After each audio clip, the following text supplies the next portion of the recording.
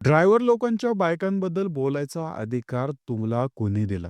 मित्रांनो, हा प्रश्न मी या महिलेला विचारेल, कारण ज्या प्रकारे ही बोलली आहे, अत्यंत वाईट बोललेली आहे. मित्रांनो, काबड कष्ट करणारे आमचे ड्रायव्हर मित्र असतील, कष्टानं कमवतात, त्यांचे जे घरातले मेंबर्स आहेत त्यांना ते सांभाळतात. ड्रायव्हरसारखं कष्ट या पूर्ण भारतात, या जगात कोण करत नसेल. रात्री डोळ्यावरती झोप घेऊन तो कंटिन्यू गाडी चालवतो, दिवसभर गाडी चालवतो. 15-15, 16-16 तास हे लोकं गाड्या चालवतात. त्यांच्या कुटुंबाचं उदरनिर्वाहन करण्यासाठी ते गाड्या चालवत असतात. आपल्या कुटुंबामधले जे स्वप्न आहेत ते पूर्ण करण्यासाठी ते गाड्या चालवतात. आणि या ड्रायव्हर लोकांच्या ज्या पत्नी आहेत, त्यांच्या चारित्र्यावरती संशय घेणं आणि त्या संशय घेऊन पूर्ण सोशल मीडियावरती टाकणं आणि म्हणणं फेमसाठी, चंद फेमसाठी स्वतःला रिप्रेझेंट करणं, लोकांना सांगणं, की अक्षरशः मला याच्यातनं व्ह्यूज कसे भेटतील, मी कशी फेमस होईल, यांसारख्या गोष्टी करण्यासाठी चक्क एक महिलाच महिलेबद्दल वाईट बोलते. अत्यंत वाईट घटना मित्रांनो. एक महिला जी सोशल मीडियावरती रील टाकते, ती चक्क महिलेबद्दलच घाण बोलते, घाण विचार करते आणि काय म्हणते, ज्यावेळेस ड्रायव्हर लोकं बाहेर गाडी चालवतात, त्यावेळेस ड्रायव्हर लोकांच्या ज्या बायका असतात, त्या 2-2 गाड्या चालवतात. मित्रांनो, याचा अर्थ मला तुम्हाला सांगायची गरज नाहीये. याच्यातनं तुम्हाला कळेल, की मी कोणत्या विषयाबद्दल बोलतोय. मित्रांनो, एक लक्षात ठेवा, हे जे ड्रायव्हर लोकं असतात व त्यांचे कुटुंबामधले सदस्य असतात ना, हे वाट बघत असतात, की आपला बाप कधी आहे ना, त्या रस्त्यावरनं परत येईल.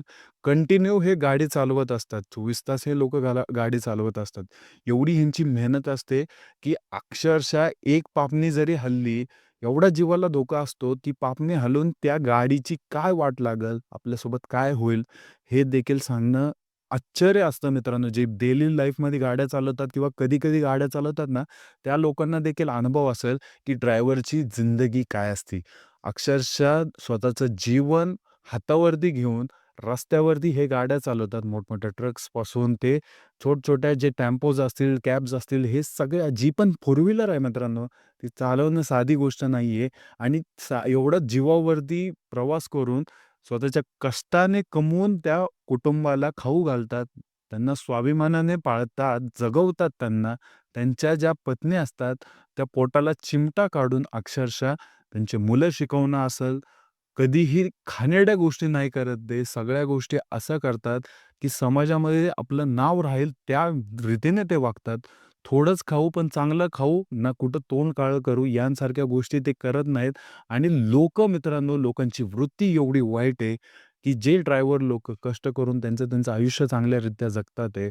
त्यांच्या मुलांना सांभाळ करतात आहे. त्यातनं 2 पैसे भेटतात. स्वतःचं आयुष्य एकदम रिस्कवरती आहे त्यांचं. या सगळ्या गोष्टी ते कष्ट करून कमवतात आणि त्याच्यामधनं त्यांच्या फॅमिलीचं, त्यांच्या पत्नीचं, त्यांच्या मुलाचं जे पण आयुष्य आहे ते सुखात ठेवण्याचं हे करतात. आणि ह्याच्यामध्ये मित्रांनो एखाद्या ट्रिपवरती गेल्यावरती, एखाद्या गाडीवरती गेल्यावरती 8-8, 10-10 दिवस त्यांना उशीर होतो. ते कुटुंबापासून लांब असतात. मग या कारणांवरनं त्यांच्या घरच्यांना एवढ्या घाण लेव्हलला बोलणं, ते पण एका महिलेकडनं, अत्यंत दुर्दैवी बाब आहे मित्रांनो. तुम्ही फक्त चंद व्ह्यूजसाठी, चंद पैशासाठी अक्षरशः एखाद्याच्या कुटुंबाला ह्या पूर्ण भारतामध्ये खूप सारे ड्रायव्हर आहेत. त्यांचे कुटुंब आहेत. त्यांचं जे कुटुंब आहे त्यांच्या वडिलांवरती अभिमान असतो, की माझा बाप कष्ट करून आम्हाला खाऊ घालतोय आणि त्याच्याबद्दल तुम्ही असा वाईट विचार करता. तुमच्या व्ह्यूजसाठी फक्त 2-3 लाख तुम्हाला व्ह्यूज झाले, तुम्हाला ₹200-400 भेटले. त्याच्यामधनं तो लोकं एंटरटेन झाली आणि त्यामध्ये तुम्हाला समाधान वाटतं, की आपण लय मोठा तीर मारला. परंतु ते तीर नसून तुम्ही तुमची स्वतःची लायकी दाखवून देताय. एक लक्षात ठेवा, ज्यावेळेस एखादा ड्रायव्हर काम करतो ना, तो त्याच्या कष्टाने कमवतो, त्याच्या घराला सांभाळतो, स्वाभिमानाने जगतो, त्याची पोरं शिकतात, मोठी होतात आणि शिक्षण घेऊन ते अत्यंत चांगल्या रीतीने कामाला लागतात. कारण त्यांना त्यांच्या बापाचं कष्ट माहिती असतं.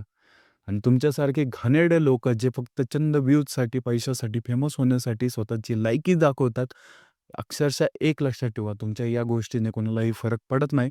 परंतु एखाद्या समाजामध्ये तेढ निर्माण करून त्या लोकांच्या भावना दुखवायच्या, जे लोकं सरळ शिस्त मार्गाने त्यांचं कमवतात आहे, त्यांचं खातात आहे, त्यांच्या भावना दुखवायचा, ते पण त्यांच्या पत्नीविषयी एवढ्या वाईट लेव्हलला बोलून, हा अधिकार समाजामध्ये तुम्हाला कोणी दिलेला नाहीये आणि याच्याचमुळं यांच्यावरती काहीतरी कारवाई व्हावी, हीच आमची अपेक्षा आहे. कारण मित्रांनो, एक लक्षात ठेवा, आज एक जण बोललंय, उद्या 2 जण बोलेल, काहीही लोकं बोलतील.